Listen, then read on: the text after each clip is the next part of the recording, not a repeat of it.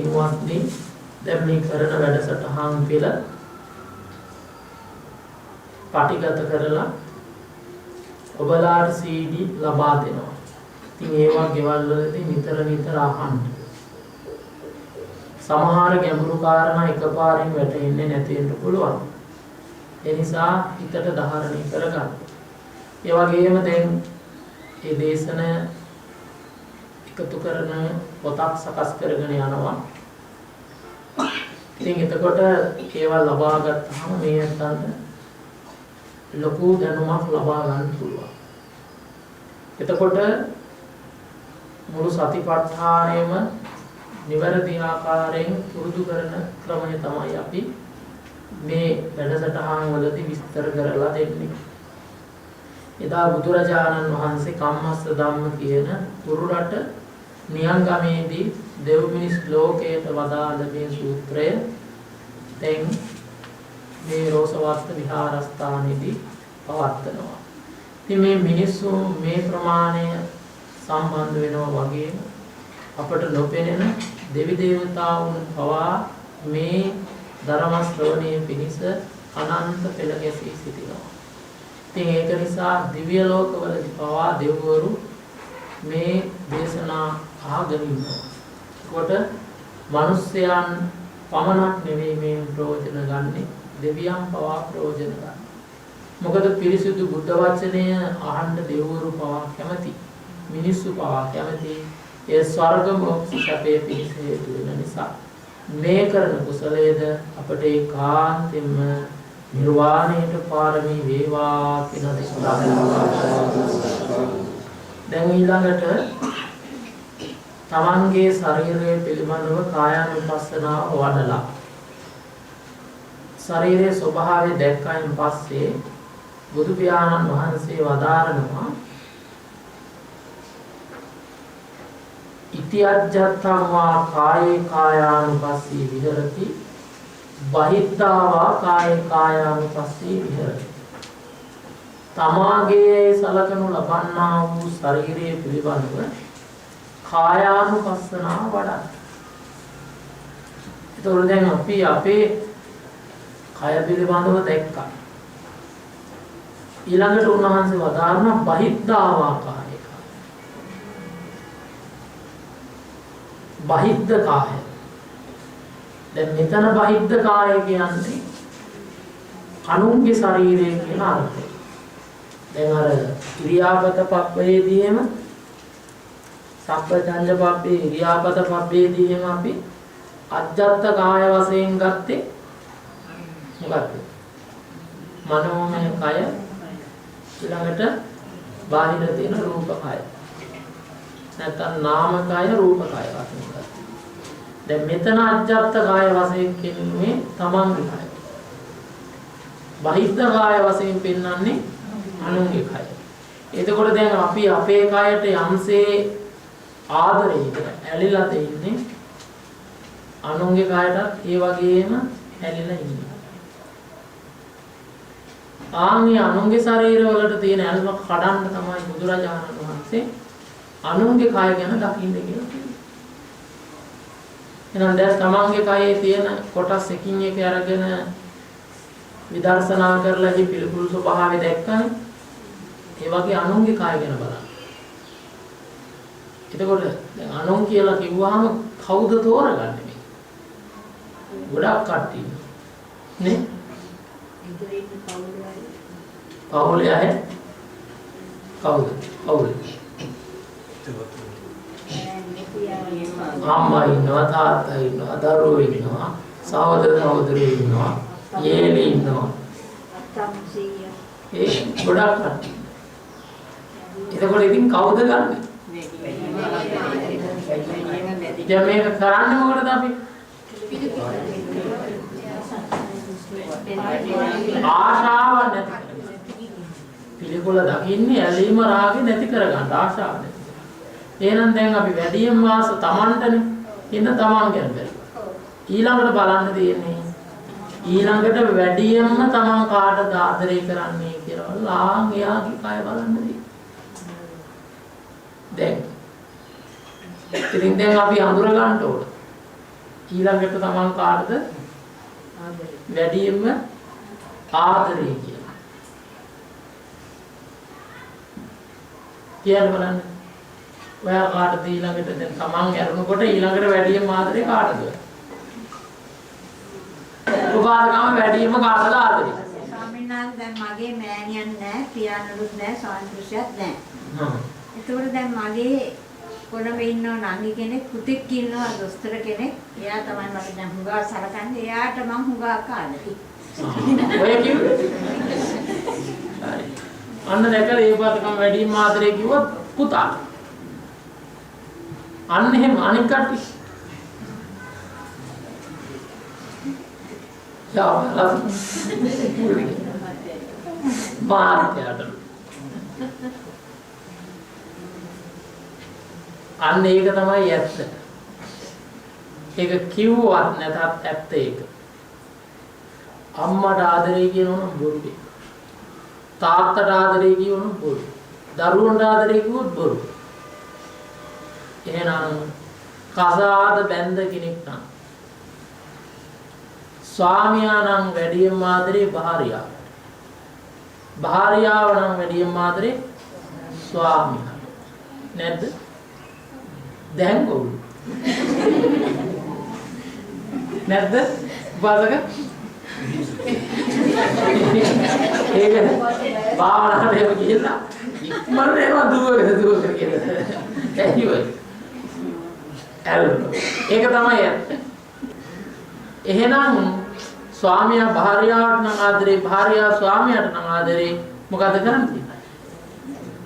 අන්න ඒ කෙනාගේ කය ආරමුණු කරලා දැන් කායානුපස්සනාව කරන්නේ. අන්න එතකොට මොකද වෙන්නේ? ඒ අරම කැඩෙනවා.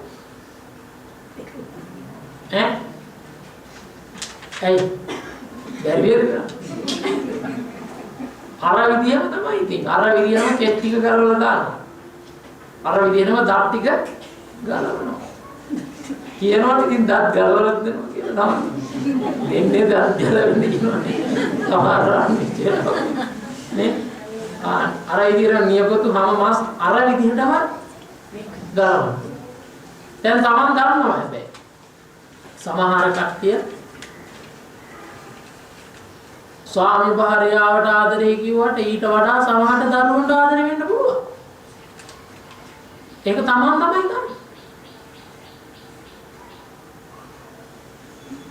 එතකොට තමන් දන්නවා වැඩියෙන්ම කාටද මං ආදරේ කියලා ආන්ගේ කෙනාගේ කය අරමුණු කරලා විදර්ශනා කරනවා. අන්න එතකොට ඒ කය කෙරෙහි යම් තාක් චන්දරාගයක් තිබ්බද එතනින්ම කැඩෙනවා. එහෙනම් දැන් තමන්ට කළපු විදිහමයි අනුන්ට කරගන්න තියෙන්නේ. අරමුණු කරගත්තා අර විදිහම ඒ කයේ කෙස් ටික ගලවලා දානවා, ලොම් ටික, දත් ටික, නිය ටික ඔක්කොම එකින් එක ගලව බිමට දාලා ඒ කය පිළිබඳ විදර්ශනා. එක උපාසකම්ම කෙනෙක් දැන් ආරණ්‍ය භාවනාවට එළ ඔය භාවනාව දුන්නා කරන්නේ. දැන් අඬනවා කී ගාස් දෙක පියා. ඒ කියලා බලන්න. කෑලි ගලවන්න බෑ කියලා. ගලවන්න බෑ. මං කිව්වා එහෙනම් ගලවන්න බැරි වුණොත් අපාය තමයි. ඒ ගලවන්න බෑ කියන්නේ මොකද්ද? බැඳීම. බැඳීම වැඩි ඉන්න ගලවන්න බෑ. තේරුණා? අන්න එහෙනම් මොකද කරන්න ඕන? ආගේ බැඳීමම හරි කඩන්න. ඒ බැඳීම කඩන්න නම් අර විදිහටම ගලවන්න දාන්න. හරියට ඔක කරොත් එහෙම බැඳීම සම්පූර්ණයෙන්ම ඉවත් වෙන්න පුළුවන් මේ මොහොතේ. ඊළඟට දැන් අපි හිතමුකෝ අපි දැන් භාර්යාව ගැන ස්වාමියා ගැන හො බලලා ඉවරයි කියලා. ඊළඟට ඒක ඉවරලා තව කාලේ තියනවා නම් මොකද කරන්නේ? ඊළඟට ආදරය කරන කෙනා දරුවා ගන්නවා. ඊළඟට මෙහෙම ගන්න. ඕකෙන් තරහ පාරකට ඒක කරන්න යන්න එපා. ඇයි? ගලවන්න ලේසි. ඔන්න ඊයේ එහෙම ආරම්භ කර ගන්න බෑ කියලා. ඇයි? බලන්න පුළුවන් ගලවන්න. ඒකින්ද ඕක තරහකාරී ආරම්භ කරලා කරන්නේ. ඇයි? එතකොට ඇතුලේ වැඩෙන්නේ මොකද? ද්වේෂය. අන්න එහෙනම් ඇලිච්ච කෙනා අරමුණු කරගෙන තමයි. හැබැයි මේක ටිකක් මහා යුද්ධයක්. කරගත්තොත් දිනුම් තමයි. ඒක මහා සිහියක් වෙනවා. හැබැයි ඒක අමාරු දෙයක්. ඒක යුද්ධයක් කියන්නේ. එහෙනම් දැන් අනුන් පිළිබඳව බහිද්ද කායේ කායානුව බලමින් කායानुපස්සනාව වඩන්නයි දැන් තියෙන්නේ. දැන් කමඨාන පැහැදිලිද? පැහැදිලිද නේ? හරි. එහෙනම් දැන් පටන් ගමු. දැන් මෙහෙම කරන්න පුළුවන්. අර එක එක බලන්න ටිකක් වෙලා හින්ද දෙක තුන ගන්නවා එක. එතකොට හරි කේස් ලොම් ගන්නවා. දාත් නිය ගන්නවා. දැන් මම නම් මේ ශාලාවේ ඉන්න ඔක්කොම එක තප්පරයට ගන්න යායි. මේ ටික ඔක්කොම ගන්නවා එකම තප්පරයට මේක. මම නම් මේක. මේ ටික ගන්නවා එක පාරම ඔක්කොම බෝම්බයක් ගහුවා වගේ විදර්ශනා.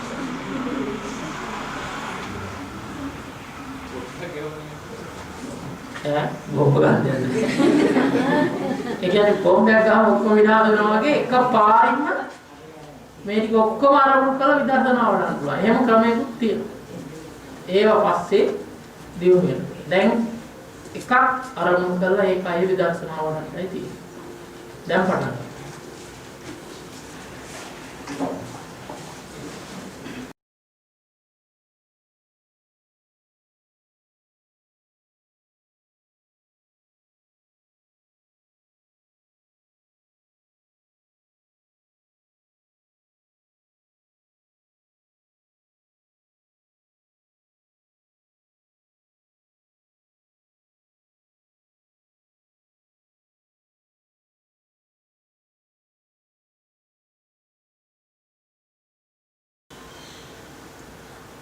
සමාධි බසේවා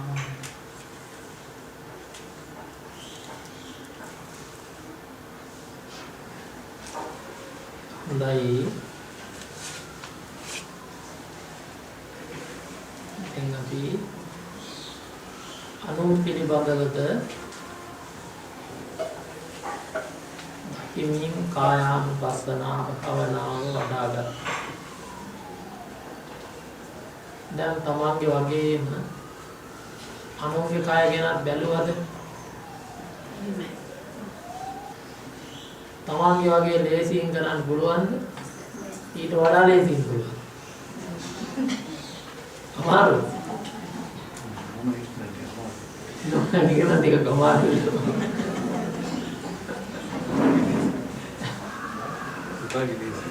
පුතාගේ ලේසි. ඕන්න දෙක ගන්න වහුවේ. ඒ කාර්යයන්නේ නැහැ. වාරේ නෝනා පිළිබඳ විදර්ශනාවටලා ගන්නවා අස් කරගත්තේ නැත්නම් ඉවරයි. දැන් නෝනාගේ පාඩුවේ ඉන්නවා. මෙයා මේ බැඳිලා ඉන්නේ. නැත්ද?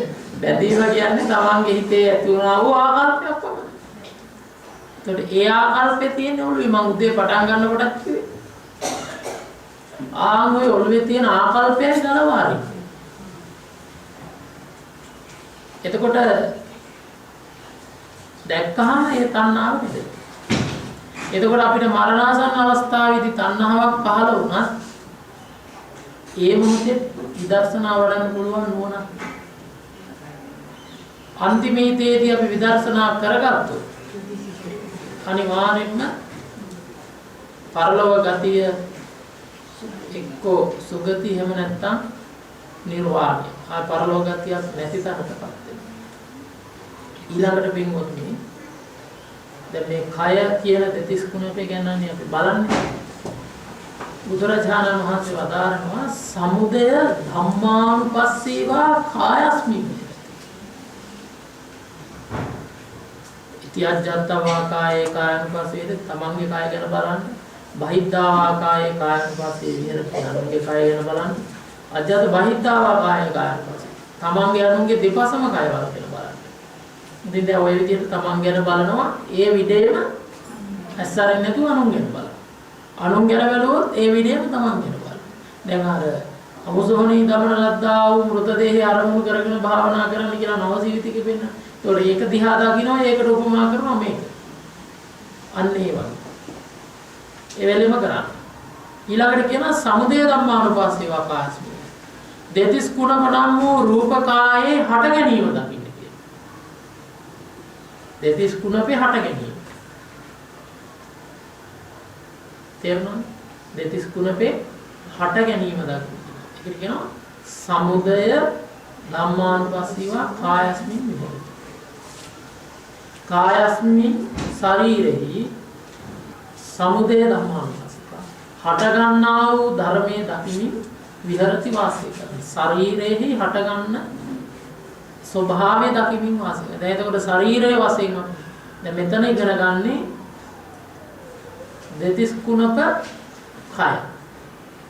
නැත්නම් කුණප කය ගැනයි දැන් මෙතන කතා කරන්නේ. අපි කියවනේ කයවල තියෙනවා අපි නඟ නේද? කුස්ම කය, මනෝ කය, සංඥාමය කය, කරජ කය.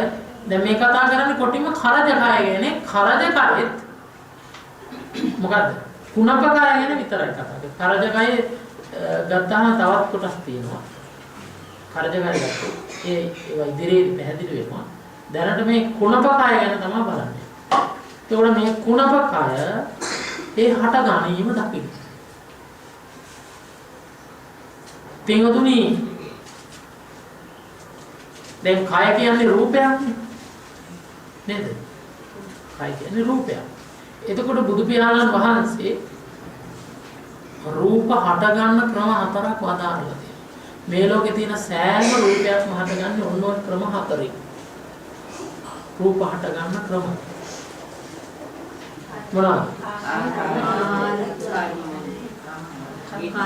කර්මජ රූප, චිත්තජ රූප, ඉතුජ රූප, ආහාරජ රූප. කම්ම චිත්ත ඍතු ආහාර. අන්නගල කියන්න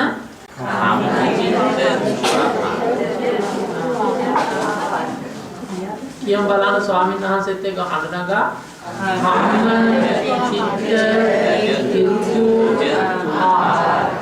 එතකොට කම්ම කියන්නේ කර්මය, චිත්ත කියන්නේ සිත, ඍතුව කියන්නේ ඍතුව, ඉතුජ කියන්නේ ඍතුව. ඊට පස්සේ ආහාර කියන්නේ කෑම. දන්නවද? ආහාර. එතකොට කර්මජ, චිත්තජ, ඉතුජ, ආහාරජ කියලා ඉදිරියේ තියෙනවා ජ. ජ කියන්නේ හට ගන්න කියන අර්ථය. ඛණ්ඩජ කියන්නේ බිත්තර වලින් ජලාභුජ කියන්නේ ජලයේ හට ගන්න. පංකජ කියන්නේ පාද පංකජ නමාමි කියන මණ්ඩේ හට ගන්නා වූ පස්පියුමින් භාග්‍යවතුන් වහන්සේ පුදන. එතකොට එතන මඩේ හට. එතකොට හට ගන්න කියන අර්ථය තමයි ජ කියන්නේ. එහෙනම් කර්මජ රූප. කර්මයෙන් උපන් රූප කියන අර්ථය. තේරුණාද? සිතින් උපන් රූප චිත්තජ රූප. ඉතුජ රූප ඍතුවේ උපන් රූප. ආහාරජ රූප ආහාරින් උපන් කියලා රූප කොටස් හතරක් කයේ තියෙනවා. තේරුණාද? තේරුණාද? රූප කොටස් හතරක් තියෙනවා. හොඳයි. දැන් මම ඔබගෙන් අහනවා එහෙනම් කර්මජ රූප කීයක් කයේ තියෙනවද?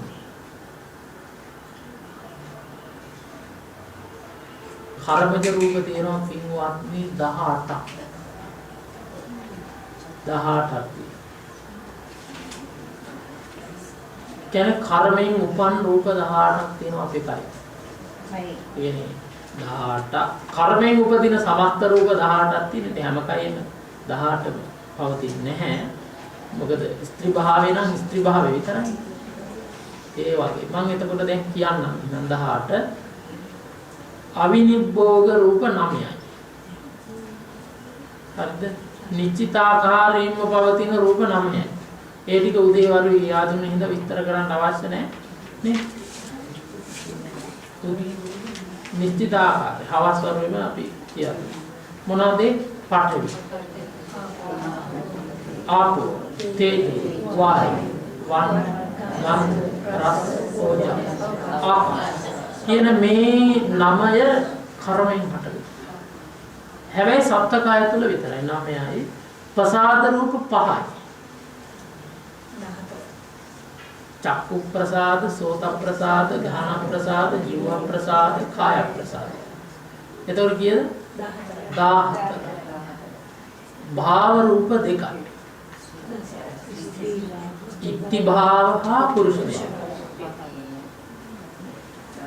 16. ඊට පස්සේ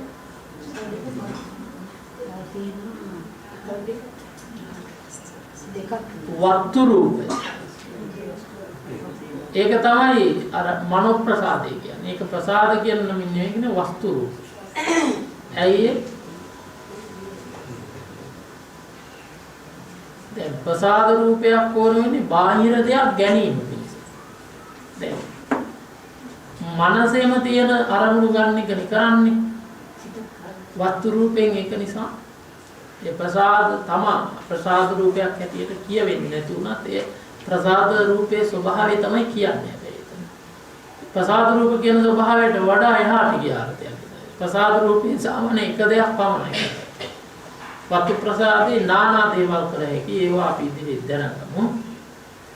ඊළඟට ජීවිත රූපය. ජීවිත ඉන්ද්‍රිය කියලා කියන්නේ. ඒකත් කර්මයෙන් හටගන්නේ. ඔන්න ඔය 18 කර්මයෙන් උපන් 18 ඉන්න ඔකට කියනවා කර්මජ රූප 18යි. තේරුණාද?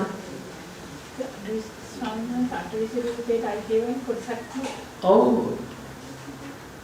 දැන් එහෙනම් 18 කියන්න බලන්න අවිනිභෝග රූප 9යි ප්‍රසාද රූප 5යි භාව රූප 2යි වස්තු රූපයයි ජීවිත රූපයයි. අන්නවටික කර්මයි.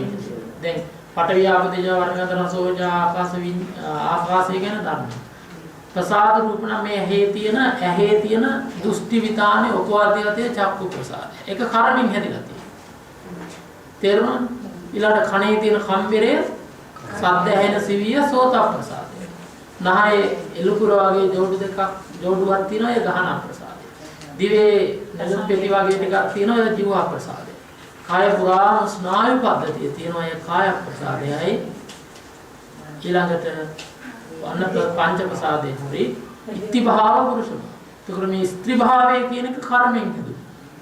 ස්ත්‍රියෝත් ස්ත්‍රී භාවය අංගවන්නා වූ රූපේ ඉත්ති රූපයයි. ඉත්ති භාව රූපය. පුරුෂවෝත් පුරුෂ භාවය අංගවන්නා වූ රූපේ පුරුෂ භාව රූපය. කර්මෙන්මයි කෙලිමි.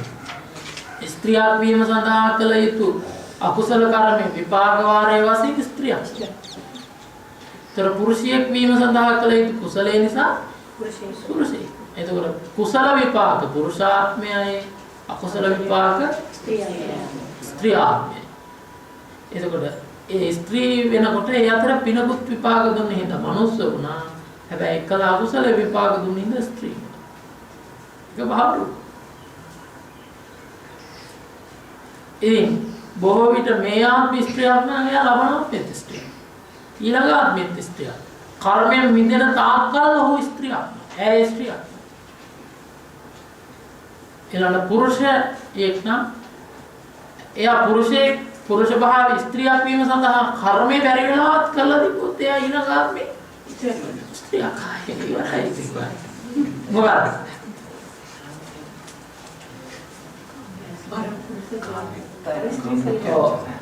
පරස්ත්‍රී ශ්‍රේවණේ කියන්නේ විවාහ වෙලා හෝ නැතුව ඉඳී තමන්ගේ විවාහ වෙලා නැත්නම් ඉතින් කොහොමත් කාමිත්‍යාචාරය. එතකොට එතන කොහොමත් ඉවරයි. ඒකට විවාහ වෙලා ඉති සුවකීය බිරිඳ ඉද්දයන් ස්ත්‍රීන් කරා ගමන් කළා නම් යම් පුරුෂයෙක්. අන්නේ පරදාර සේවන අකුසල කර්මය නිසා ඔහු මේ ජීවිතයෙන් මිදෙනවා. ඊළඟ ජීවිතේ ඒකල කර්මයේ වශයෙන් ඔහුට ලැබෙන භාව රූපේ ස්ත්‍රී භාවයක්. අන්න. ඒකට පුරුෂයෙක් තමයි කාමිත්‍යාචාරය ඇසල ස්ත්‍රියක්. ඒතර ස්ත්‍රියක් කාමිත්‍යාචාරය ඇසල මොකද වෙන්නේ? පුරුෂයෙක්ද? නෑ. ස්ත්‍රියාත්මවත් නෑ. නෑ. මනුස්ස ලෝකයේ ස්ත්‍රියාත්මවත් නෑ. එක්ක පණ්ඩක, එක්ක නපුංසක, එක්ක උගතෝ භ්‍යංජක. දැන් මනුස්ස වීමේ කර්මයේ කුසල කර්මයක් තියෙනවා නම් ඒ මනුස්ස වීමේ කුසල කර්මයෙන් වෙනම විපාක දෙනවා. භාව රූප ලැබීමේදී ඒක වෙනම විපාක. මොනවද? ඔන්න ස්ත්‍රී භාවයේ පුරුෂ භාවයේ පවතිනවා ප්‍රකට නැති බව පණ්ඩකයි. ඊළඟට ස්ත්‍රී භාවය පුරුෂ භාවය නැති බව නපුංසකයි. ස්ත්‍රී භාවයේ පුරුෂ භාවයේ දෙකම පවතින එක උගතෝ ව්‍යංජකයි. අන්න එහෙම ඉපදීච්ච තැතිය. අන්න බලන්න එතකොට මේවා තමයි කර්ම විපාක. දැන් අපිට ලෝකයේ තුල පේනවා ඒ වගේ ප්‍රශ්න තියෙන කට්ටිය කොච්චර ඉන්නවද? පුරුෂයන්ුත් ඉන්නවා ස්ත්‍රීන්ුත්. හැබැයි උන්ට තේරෙන්නේ සංසාර කරපු අකුසල. එයාලට කවදාවත් නිවන් දකින්න බෑ. ඇයි අර විපරීත අකුසලයක් නේ විපාක දෙන්නේ. ඒ කියන්නේ හරියට අඟපසක පිහිටලා නැත්තම් ඒ කියන්නේ ත්‍රි හේතුක ප්‍රතිසන්දිය නැහැ. එතකොට එයාලට කවදාවත් නිවන් දකින්න බෑ. එහෙනම් මේ කෙස් ගහපවා මොකද්ද? කර්මජ රූප. දැන් ස්ත්‍රී භාවයක් ලබලා ස්ත්‍රී ආත්මයක් ලැබුවා. හැබැයි ඒ ලැබිච්ච ස්ත්‍රී ආත්මය තියෙනවනේ සමහර බොහොම ලස්සන. සමහර බොහොම කැත. අන්න එතකොට ඒකටත් මොකද? වෙනම කුසල අකුසල දෙක විපාක දෙනවා. දැන් පුරුෂයෙක් වීමේ පින තිබ්බා. හැබැයි මොකද? ඒ පුරුෂාත්ම ලැබුවා. ඊළඟට පිරිමි මනුස්සාත්ම ලබන පිනක් තිබුණා. පුරුෂයෙක් වෙන පිනක් තිබුණා. හැබැයි එක්කෝ අවලස්සනයි. එක්කෝ ලෙඩ. එක්කෝ මොකක් හරි තියෙනවා. ඉතින් හැම කෙනාම ගත්තාම දැන් හැම කෙනාම දුක් වෙන කාරණාවක් තියෙනවා. මට මෙහෙම නෙමෙයි මීට වෙනස් විදිහකට ලැබුණා. මේව නෙමෙයි මීට වඩා තව ටිකක් හොඳට ලැබුණා කියලා. හැම කෙනාම හිතපු ආර නැද්ද? නැද්ද? එහෙම හිතුවම හරියන්නේ නැහැ. කරගත්ත කර්ම විපාක දෙයි. කවුරුවක් කරපුවා නෙවෙයි. තමන්ම කරපුවා. එහෙනම් මේ ටික දැනගෙන දැන්වත් සිල්වත් උනොත් නිවන් නොදැක්කොත් මතු ලබන කයක් හරි යහපත් වෙයි. අන්න ඒක නිසා ඔක්කොම කර්මජ රූප. දැන් එතකොට පැහැදිලි. කර්මෙන්මයි අටගන්නේ ඍජුවම කර්මෙන්. ඊට පස්සේ හදේ වස්තු රූපය කෙලින්ම කර්මජ රූපයක්. ඍජුවම කර්මෙන් හටගන්නේ ජීවිත ඉන්ද්‍රිය ඍජුවම කර්මෙන් හටගන්නේ. ඔන්න ඔය 18 මොනවද? කර්මජ රූප 18. මුදින් මතක තියාගන්න ඕනේ. ඊළඟ චිත්තජ රූප. සිතින් හටගන්න රූප තියෙනවා කීයද? චිත්තජ රූප. කෙලින්ම චිත්ත සමුත්ථාන. අරව කම්ම සමුත්ථානයි කෙලින්ම මේ චිත්ත සමුත්ථාන කීයක් තියෙනවා? 15ක්. මේව මතක නැත්නම් ඉතින් විදර්ශනා කරන්න බෑ. මුදින් ඔළුවට ගන්න ඕනේ මේක. මුදින් ඔළුවට ගන්න. එතකොට මොනවාද 15? ඒකාන්ත රූප 9 තියෙනවමයි. මොනවද? අවිනිභෝග රූප 9 අනිවාර්යයි. ඊට පස්සේ අවිනිභෝග රූප 9යි. ඊළඟට විඤ්ඤාප්ති රූප 2යි. කාය විඤ්ඤාප්ති අන්නාරි. මොනවද? කාය විඤ්ඤාප්ති වචී විඤ්ඤාප්ති. කාය විඤ්ඤාප්ති කියන්නේ මේ කය හෙලවීම. මේ අත උස්සන පාත් කරන දිගාරින්නේ එහෙට කරගෙන මෙහෙට කරගෙන ඒව රූප. ඒවා හිතින් හට ගන්න රූප. දැන් මේ අත උස්සනකොට මේ හට ගන්න රූපයක් මේක හිතින් හටගත්ත රූපයක්. ඒක කාය විඤ්ඤාප්තියයි කතා කරන එක වර්ගී විඤ්ඤාප්තිය. දැන් ඕක කොහොමද වෙන්නේ කියලා සිතක් පහළ වෙනවා චිත්තගිරිය වායෝ ධාතුවෙන් තමයි කාය විඤ්ඤාප්තිය ඇති වෙන්නේ කියලා ගිය වතාවෙත් කියා දුන්න මතකද? ඒවා දැන් මතක තියෙනවා. දැන් මේක එන්න දවසින් දවස ගැඹුරට තමයි යන්නේ ඕන. ආයේ ධම්මානුපස්සනාවට එමු යනකොට ගැඹුරු. ඒක මොකක් කරනකොට කෙනෙක් අලුතෙන්ම ධම්මානුපස්සනාවට එම આવොත් එහෙම තේරෙන්නේ නැහැ. ඉතින් අන්න ඊළඟට ලඝු මේ විකාර රූප තුනයි. මොනවාද? බලන්න. ඔය අපි කියන්නේ මහා විකාරයක් මේ ඉගෙන කියලා කියනනේ. මේක විකාර රූප තුන මොනවාද? ලඝුතා මුදිතා කම්මඤ්ඤතා. ලඝුතා රූපය ශරීරයගේ ඇති සැහැල්ලුව. මුදිතා රූපය මෘදු බව. කම්මඤ්ඤතා ක්‍රියාත්මක. මේවා සිතින් හටගන්න. දැන් සිත නරක් වුණොත් මොකද වෙන්නේ? කයේ තියෙන සැහැල්ලුව තියෙනවද? දැන් හිත නරක් වුණාම දැන් ගෙදර මහත්යත් එක්ක නෝනාත් එක්ක හරන් වුණාට පස්සේ නිකන් මොකද වෙන්නේ? හිත නරක් වුණාම නැගිටින්න හිතෙනවද? නෑනේ නේ? නැගිටින්න හිතෙන්නේ නෑ, වැඩ කරන්න හිතනනම් කයේ සැහැල්ලුව නෑ, ඊළඟ කයේ මෘදු මොළොක් ගතිය නෑ, කයේ ක්‍රියාශීලී බව නෑ, නිකන් උදාසීනයි. ඒ මතක නැද්ද එහෙම හිටියා? ඈ හිත නරක් වුණ වෙලාවල දැන් ගෙදර බත්පිඟාන දුන්නත් කන්නේ නේ. දැන් හොඳට හිත ප්‍රබෝධවත් තියෙනවනම් මොකද? පාන්දරින්ම නැගිටින්න නේ. දැන් කොහේ හරි යන්න තියෙනවා දුවත් තියෙනවා. නිදාගන්නේ. ඇයි? අර හිතේ තියෙන සතුට බව නිසා දැකලා කයේ සැහැල්ලු බව ලඝුතා රූපේ ඊළඟ මෘදු බව මුදිතා රූපේ කම්මඤ්ඤතා ක්‍රියාශීලී බව ඇති වෙන එකක් චිත්තජ රූපයි. 14. අනික තමයි ශබ්ද රූපේ. ශබ්ද රූපේ. දැන් ඇහෙනවද ඔබට කුරුල්ලෝ කෑ ගහන? ඒ කුරුල්ලා කෑ ගහන්නේ කුරුල්ලාගේ සිතින් තමයි ඒ රූපය පුන්නේ. ඒ කියන්නේ ඔහු කුමනාකාරී හෝ අදහසක් හඟවන ඔහුගේ පරපුර. ඒ කුරුල්ලෝ මේක අහගෙන නැති මොනවා කෑ ගහනවද දන්නේ නැහැ. ආම්දුරු දෙය ඉතන කියනවා. කෑ ගහනවා ඉවරයක් නැහැ. ගෝසාව කියන කුරුල්ලෝ ටිකේ මාගේ. අර මේ ඉන්න බල්ලෝ මාගේ මොනවද මේ කියන්නේ උදේ ඉඳලා. කාණක් කෑලා නිදා ගන්නවත් නැහැ කියනවා. ඇයි අපිට තේරෙන්නේ? ඌට තේරෙන්නේ නෑ. ඒ වගේම අපිට තේරෙන්නේ දැන් බල්ලා හැම බුරනකොට මොකකට හරි බුරන වෙන්නේ. ඒකම කණක් කැඳේ කියලා. එතකොට ඔහුගේ සිතේ උපන් අදහස ඔහුගේ පරපුරට ඔහු අඟවන කරා. ඔය ගිරවෙක් කරනවා. ඔහු මොකද කරන්නේ? ඔහුගේ අදහස ඔහුගේ පරපුරට ඔහු අඟවන. අන්න ඒක ඒ හැඟවුවේ හිතේ තිබ්බ සිතුවිලි. ඒ තමයි ශබ්ද රූපේ.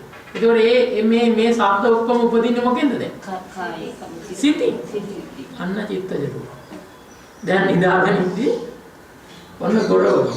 දැන් මට දවල් භාවනා කරගෙන ඉද්දි ඔන්න මේ ළඟම හිටපු එක්කෙනෙක් ගොරවව.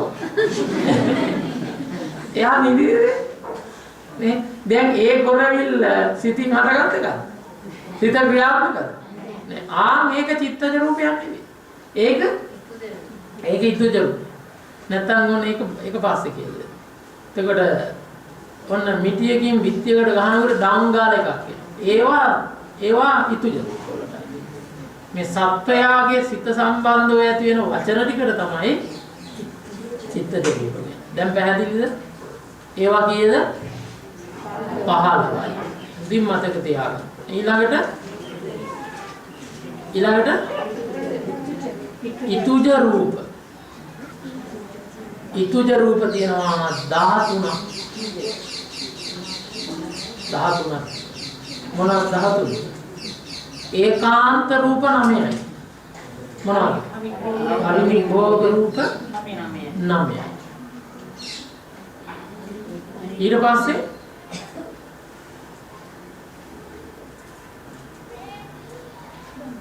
ශබ්ද රූපේ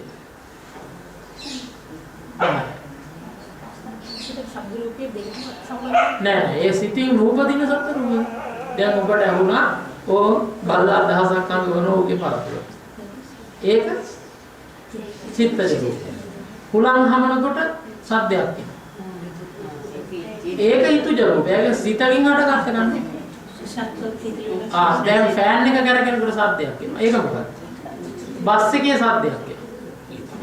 ඒක ඊතුජ රූපය. නේ? එතකොට ඔන්න අපිට මැෂින් එකකින් ලීයක් ගන්න සද්දයක්. ඊතුජ රූපය. බෝම්බයක් ගන්න. ඊතුජ රූපය. ඒ කියන්නේ ඍතුව ක්‍රියාත්මක වෙලා හට ගන්න රූප. ඒක සිතින් හට ගන්නව නෙවෙයි. දැන් අපේ කයෙත් තියෙනවා ඊතුජ රූප. කයෙත් ඊතුජ රූප තියෙනවා. ඔව්. හරිය. හැබැයි ඒක සිත මෙහෙවලා යන හින්දා එහෙම වෙන්නේ. ඒතර ඒක බොහෝ විටයි වෙන්නේ චිත්තජ රූප. නිකන් ඔහේ හිටියනම් එහෙම වෙන්නේ නැහැ. ඒතර එතන දෙකක් තියෙනවා. ඊළඟ එක 10යි. ඊළඟට විකාර රූප 3යි. මොනවද? ලහුතා, මුදිතා, කම්ම. සහැල්ලු බව, මෘදු බව, ක්‍රියාශීලී බව. දැන් බලන්න. දැන් සීතල පැත්තකට එහෙම ගියාම මොකද වෙන්නේ? දැන් නුවරඑළිය පැත්තට එහෙම ගියාම කයේ තියෙන සහැල්ලුව තියෙනවද? නෑ. බරයි. ඊට පස්සේ මෘදු බව තියෙනවද? නෑ බර වෙලා. ඊට පස්සේ ක්‍රියාශීලී නෑ. හොඳට කන්න නම් පුළුවන් මොනවද නේ? කාලා ඉතින් නිදාන්න නම් පුළුවන්. හොඳට නිදා ගන්න එහෙම නෑ. ඒකනේ ඔය යන්නේ. නිවාන් ගත කරන්න කියලා යන්නේ මොකටද? හොඳට කාලා පීලා නිදාගෙන ඉඳලා එන්න. නෑ? විවේක ගන්න නෑ. ඔව්. මොනවද තමයි ඒක? විවේක ගන්න ඕන නම් එහෙම තමයි. එතකොට ඊළඟට දැන් අපි යනවා යාපනයේ. මොකද වෙන්නේ? අධික උෂ්ණය නිසා කයේ තියෙන සැහැල්ලුව තියනවද? මෘදු බව තියනවද? ක්‍රියාශීලී බව තියනවද? නැහැ.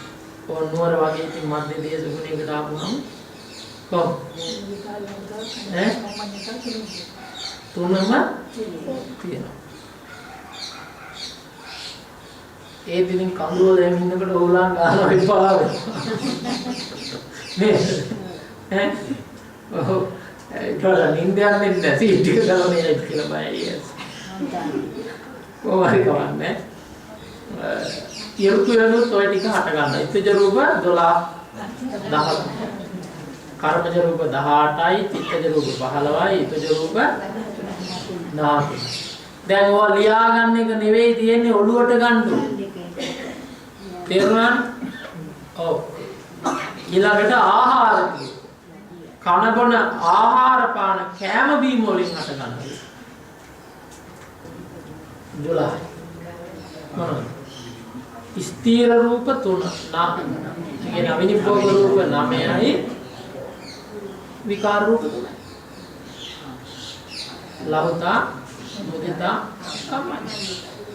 ලක්ෂණ රූප නෑ. ලක්ෂණ රූප ඒවා ලක්ෂණ රූප. ඒවා කම්මජිත ඍතු ආහාරයන්ගෙන් සම්බන්ධ නැහැ.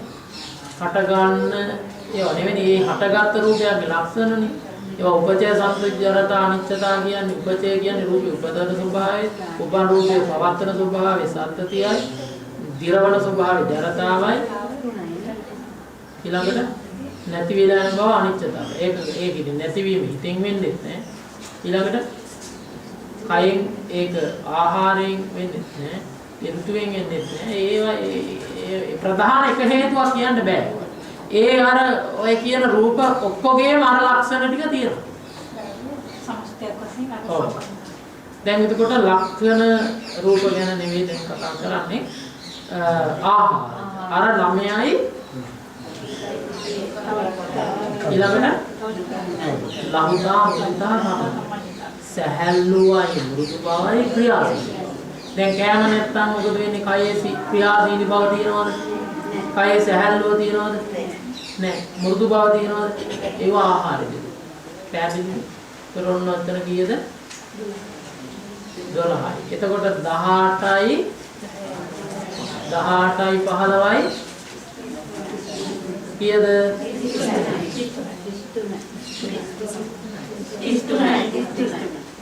33යි. ඊළඟ 36යි 33යි 40යි 46යි 12යි 50. ඔය කියන ආකාරයෙන් හටගන්න රූප 58ක් දැන් කයින් තියෙනවා. ඒවා තියෙන මිටි වශයෙන්. තේරුණාද? දැන් මේවා ඔක්කොම හැබැයි එකට ප්‍රතිබද්ධයි. මේ වෙන්කර බෑ. මේවා අඤ්ඤමඤ්ඤ ප්‍රත්‍යයෙන් ප්‍රත්‍ය වෙලා පවතින. මේවා එකට තමයි තියෙන්නේ. මේ සත්ත කයක් තුල තියෙන්නේ. තේරුණාද? අන්න ඔය ටික තමයි රූපේ සමුදය, දෙතිස් ගුණපේ සමුදය හටගෙන. අන්න එයයි දැන් අපිට දකින්න තියෙන්නේ. ඉතින් කාල වේලා වික්මිලා ගිහිල්ලා මෙතනින් එහාට තව කිව්වොත් තව ගැඹුරට කියන්නේ. එතකොට මේ කටින්ද තේරෙන්නේ. වටපිට බලනවා, ඔරලෝසු දිහා බලනවා, ආයෙ කරගෙනවා. ඉතින් මේකෙන්ද ආයෙ තව කිව්වොත් තවත් ගැඹුරට කියන්නේ. අන්තිමේදී එක්කෙනෙකුට තේරෙන්නේ නැහැ ඔය ටික. හැබැයි මට හොඳයි. එක බණ පදයක් කියනකොට මගේ ප්‍රඥාව වැඩෙනවා. එතකොට මට වහා මේ ධර්මේ වැටහෙනවා. ඉතින් මෙයාලා දැඟලුවාට, මෙයා ලැබරුණාට, මෙයා ලැබිද්දට දෙව්වරු ඉන්න ඕන තරම් වෙනවා. එතකොට ඉතින් මෙයාලා වගේ දඟලන්න එක තැනම තිබ්බම ගල් පිළිවෙල. ඒ දෙයියන්ගේ කාය පටිච්චංග නඩුයි. අර වගේ හැරෙන්න, දඟලන්න, ඉඳ ගන්න ආයෙවා නැහැ. මෙයාලගේ මේ ලෙඩ ඇඟවල් තියාගෙන ඉඳ ගන්න බෑ. බිම ඉඳගෙන ඉන්නවා, භාවනා කර පුටුවකට යනවා. ඒකෙත් බෑ. හෙට කරගෙනවා, මෙහෙට කරගෙනවා.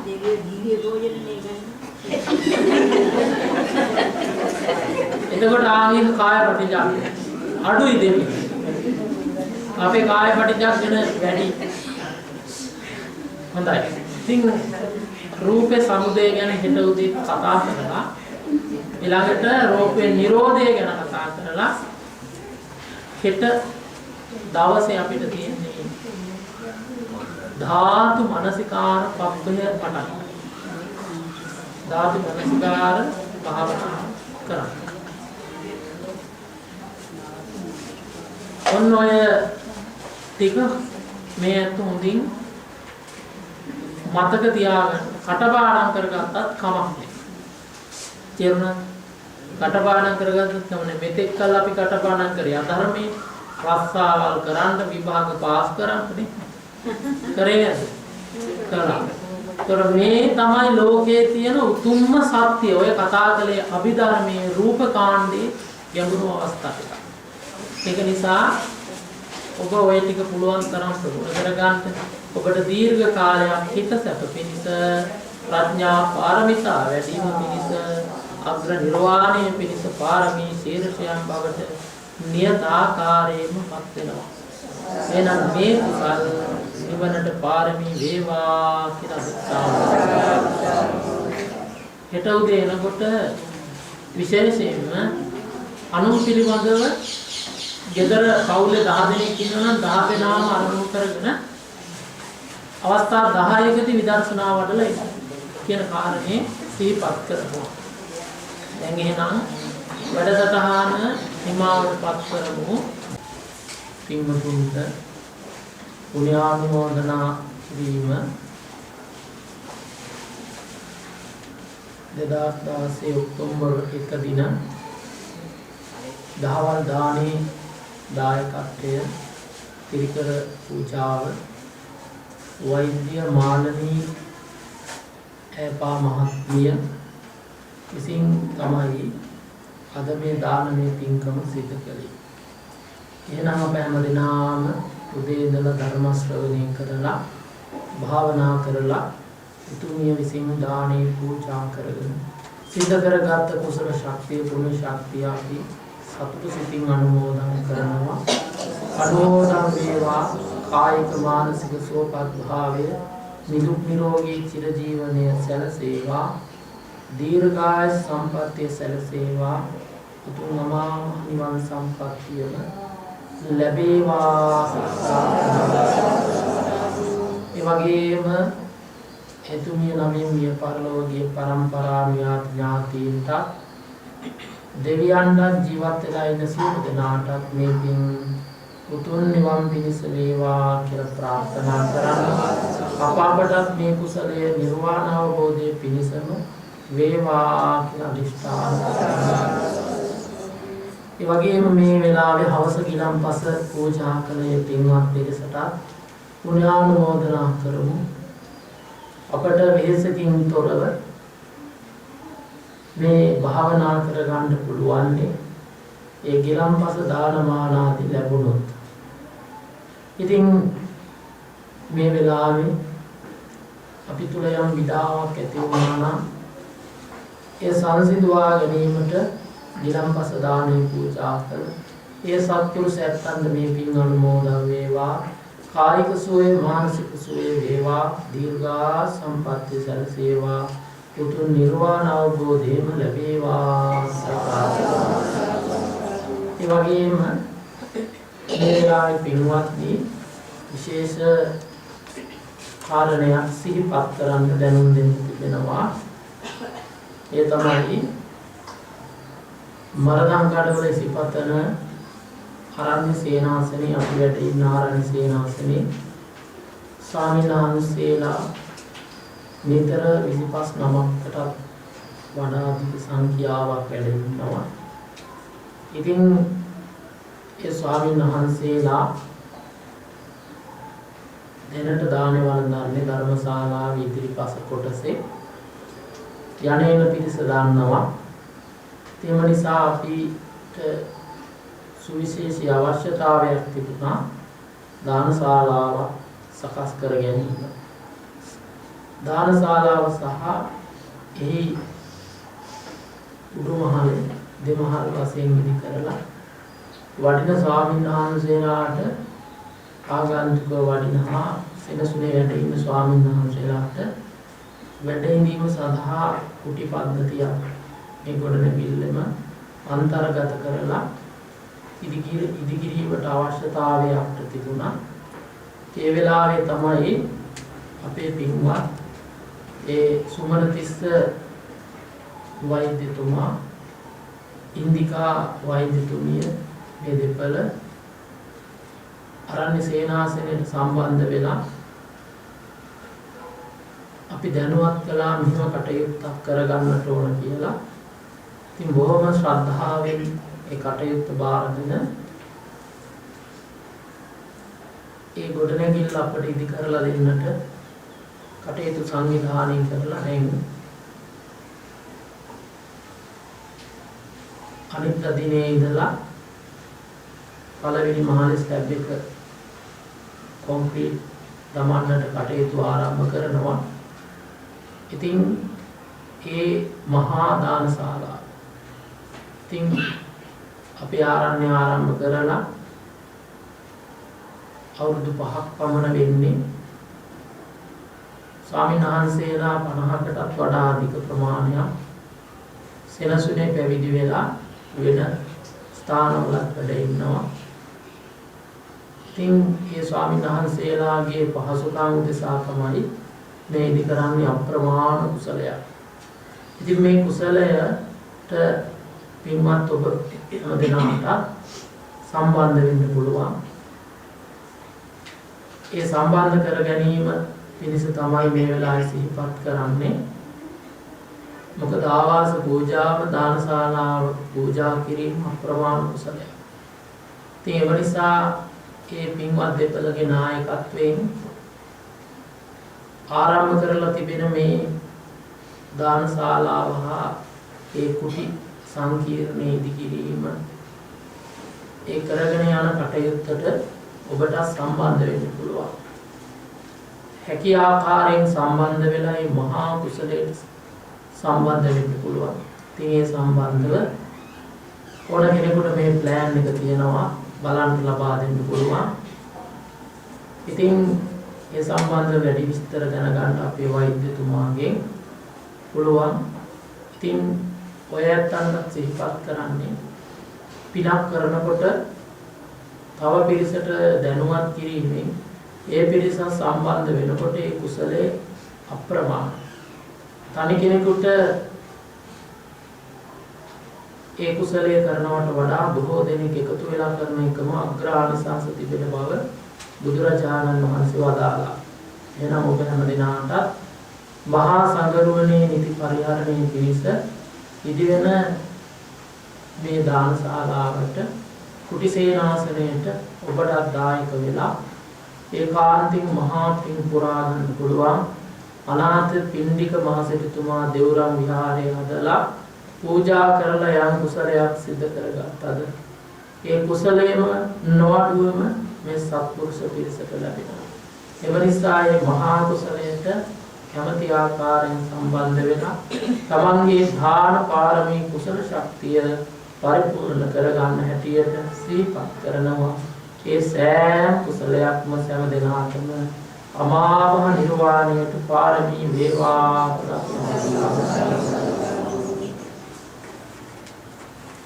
අද දිනේ පුරාවට ධර්ම ශ්‍රවණය කරලා ධර්ම සාකච්ඡා කරලා භාවනා කරලා උපදවාගත් මහානීය කුසල ශක්තිය පුණ්‍ය ශක්තිය ඔබ සියලු දෙනාටම අනුමෝදන් කරමි. අනුමෝදන් වේවා.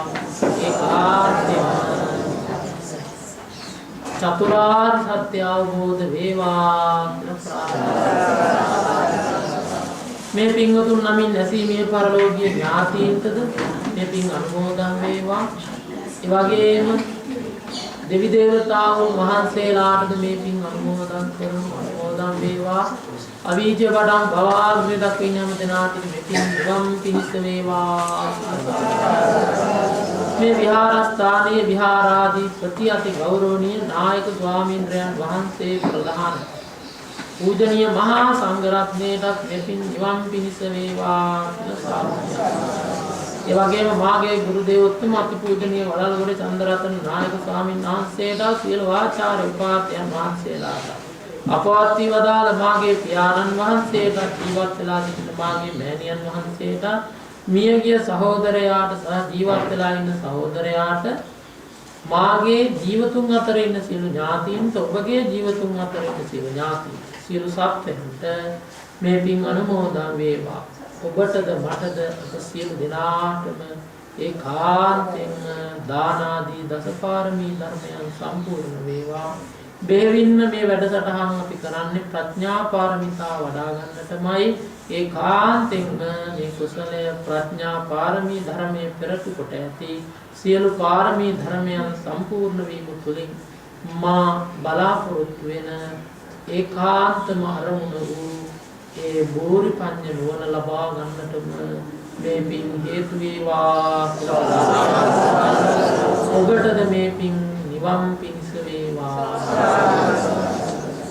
ආකාසට්ඨා ච බුම්මට්ඨා දේවානාගා මහින්దికා පුඤ්ඤන්තං අනුමෝදිत्वा චිරං රක්ඛන්තු බුද්ධ ශාසනං චිරං රක්ඛන්තු බුද්ධ දේශනං චිරං රක්ඛන්තු බුද්ධ ශාවකං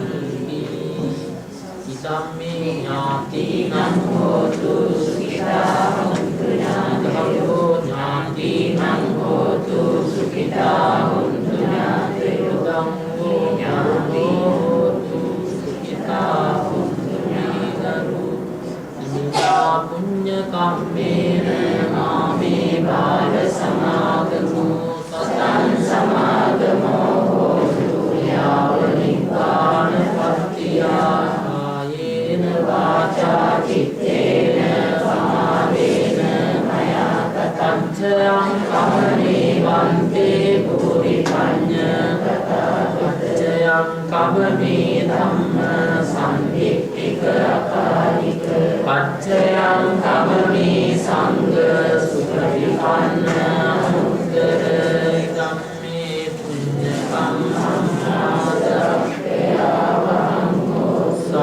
දුක්ඛා මුච්ඡතු විනා පුඤ්ඤ කම්මේන සම්මේ සංසාරසාගරා සංසාරෙත්වා සුඛාපේතු බුද්ධෝ හෝමි අනාගතේ සතෝහං බෝධිසාමි මුක්තෝහං බෝධේ පරේ තින්නෝ හන්තරයිස්සාමි සංසාරෝගාමපයාති අභිවාදන සීලිස නිච්ඡං වද්ධාපචායිනෝ චත්තාරෝ ධම්මා වර්ධන්ති ආයුවන්නෝ සුඛං බලං ආයුරාරෝග්‍ය සම්පatti සග්ග සම්පatti මේවච අතෝ නිබ්බාන සම්පatti විනාතේ සමිඤ්ඤතු ප්‍රඥාව පහළ වේවා